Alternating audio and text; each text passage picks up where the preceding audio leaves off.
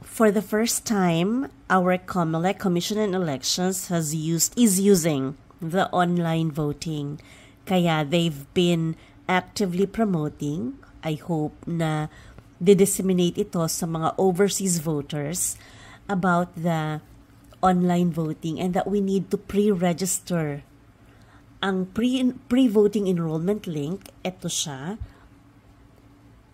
Makikita nyo yan. I think it's better if you go to your respective embassy Facebook pages or kung saan man pinapakita ng respective embassies ninyo. Sa internet voting, kailangan natin mag-enroll muna. Kasi if we don't enroll, hindi tayo makakapag-vote. But of course, before that, kailangan nakapag-register ka as an overseas voter. So, tapos na yung proseso na yon. By this time, alam mo nang andyan ka na nakalista ka as an overseas voter where you are located at the moment. In my case, dito ako sa Indonesia, kaya naka-register ako dito sa Indonesia. So, dito na tayo sa portal ng COMELEC. Kailangan nating mag-enroll. This is the first time I'm doing this. So, let's do it together. I hope this can help you also. Ang mga kailangan, Philippine passport, Seaman's book, PhilSys ID, IBP, driver's license. Ang gagamitan ko, driver's license. Ayan. Tapos gawa ka ng sarili mong password, choose your own. Ito, itatago ko to, okay? Para syempre, hindi makikita. So, create your own password at ilista ninyo para hindi ninyo malimutan. Pwede kayong mag-choose sa mobile, ipapadala, or sa email. I'll choose email and I'll send it to my Hotmail. Saang embassy ka? Ako sa Jakarta. Ayan.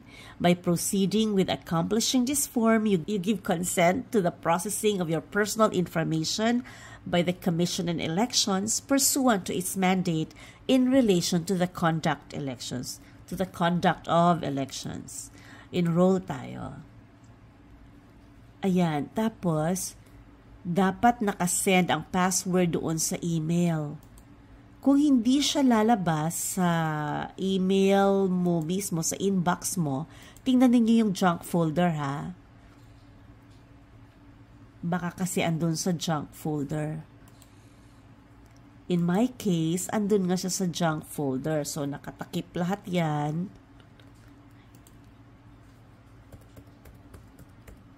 Okay, submit.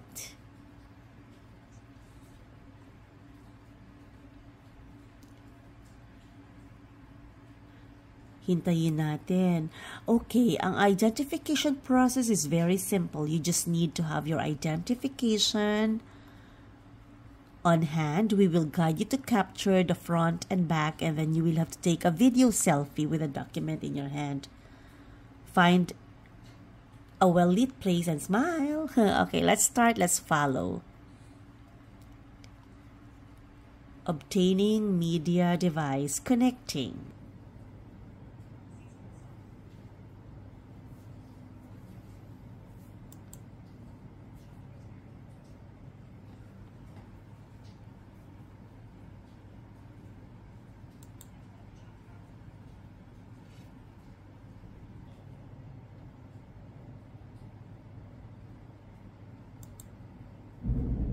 Face and identity, get closer. Ayan. Oops, wala lang camera. Ayan.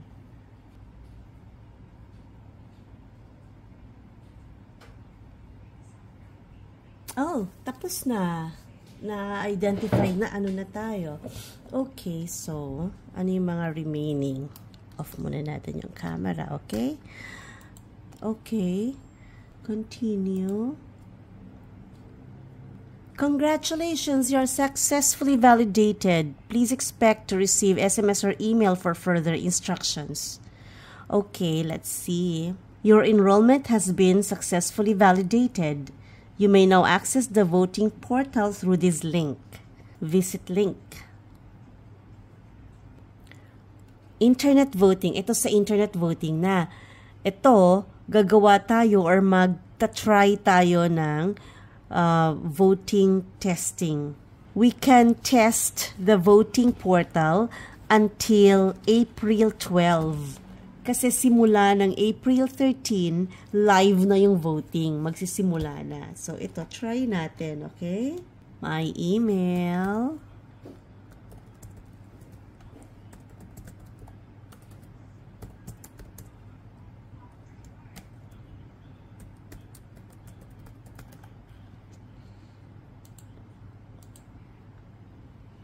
Ayan, okay naman. So far, medyo kailangan mo lang maging patient. Was sent to my email address. Doon ulit tayo sa junk. Ang OTP natin is and ang iyong cellphone number na ginamit or ang email address na ginamit. Welcome, Wendy Flor. So this is me now. This is my own page in the Comelec portal. So you can choose English or Tagalog. English. So test voting muna tayo. It started last March 20 at 7 o'clock. It will end on April 12 at 11 p.m. Open. I have not voted yet. Ibig sabihin, hindi pa ako nakakagawa ng test voting. Select the ballot you want to vote. Click to vote. Select your options. Review your ballot. Cast your ballot. Importante pala, we were told na 3 minutes lang yung internet voting. So, dapat andyan na ang iyong listahan. Kasi pag nagboto ka, bumoto ka, dapat may listahan ka, di ba? Kasi alam mo na kung sino mga bobotohin mo. So that it will be easy and fast. So, start voting na tayo.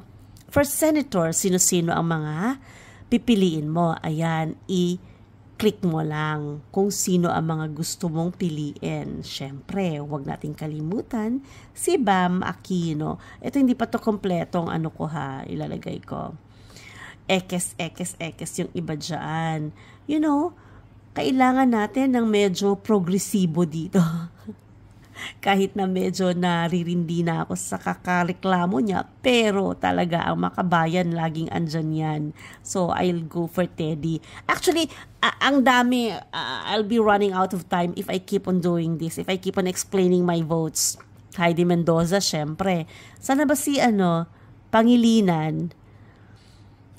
Hindi ko ilalagay lahat-lahat today, but I have a list of the senators that I'm voting. Oh no, your session is going to expire. Okay, go. Ayan, party list. So, madami tayong pagpipilian dyan. Yung ML yung kay De Lima. Go natin yan. Ayan. Back. Next.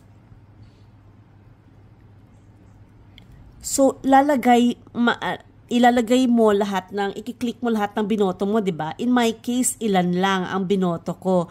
Pero I have a complete list. So, I have Mendoza, Pangilinan, Bam. Ay, si Luke Espiritu. Pero wait, ano lang kasi to? Testing lang kasi to. Sa pinaka-final na vote na talaga, si Luke Espiritu, definitely. And I'll be coming out with my list of senators to vote. So, andun sa blog ko. Okay? Cast your ballot. You can no longer change your vote once confirmed. Remember, test vote pa lang ito, okay? Click yes, I want to cast my digital ballot if you agree. Yes. Test vote pa lang ito. The ones that will be counted will start on April 13. Ito, tinitesting lang natin. Okay? Yes, I want to cast my digital ballot. Ayan. So, simple lang ang proseso. Kailangan lang talaga natin maging patient, lalo na kung may internet connection problems. Verify that your ballot has been cast. QR code, print. Screenshot mo to. Ayan, screenshot mo yan. Importante yan. That's what we were told. Para sa record mo, screenshot mo yan. Finish. Overseas voting will start on April 13 until May 12, 2025. For those who are in Jakarta, 6 p.m. Jakarta time. Tapos na. Log in to vote. I'll be voting on April 13. So there, good luck sa ating lahat.